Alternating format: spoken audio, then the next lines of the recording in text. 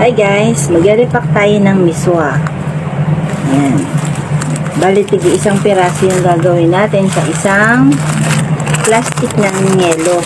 Lalagay natin ang isang piraso niyan. Kasi guys, tignan nyo. Pag hindi natin ito i-repack, hindi ito mabibili ng ganito. Dito sa ating maliit na store.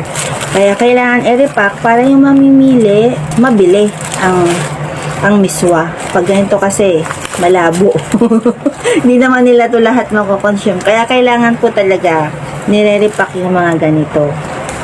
So, tara. Samahan niyo ako mag-repack.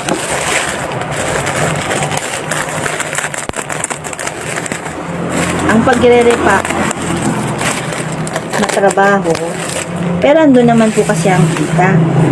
Kung hindi po natin to gagawin, matutulog lang po yung ating puhunan.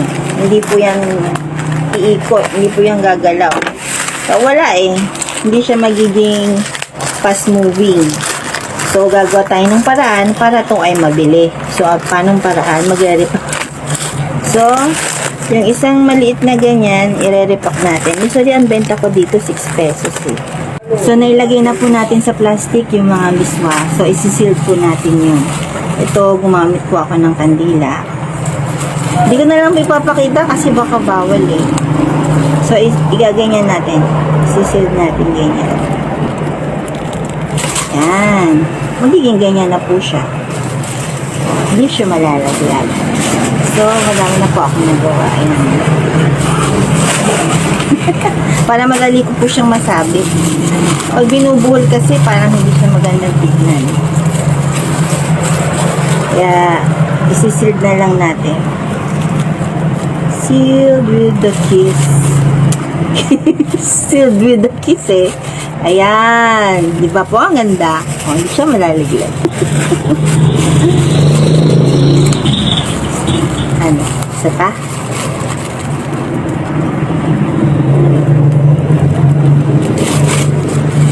Tada!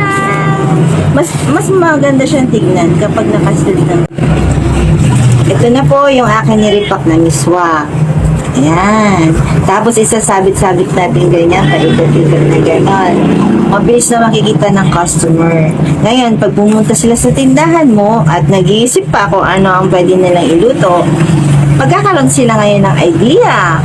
Miswa na pala yung iluluto ko para sa hapunan.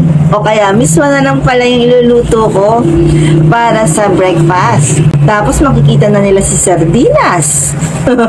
O, di ba? Magtatanong na ngayon ng sibuyas, bawang, paminta, sarap. Bentahan mo na rin pati itlog na ilalaga nila at pwede pa na lang ilagay din dito sa miso. Ganun lang. Minsan, kailangan natin mag-repack-repack.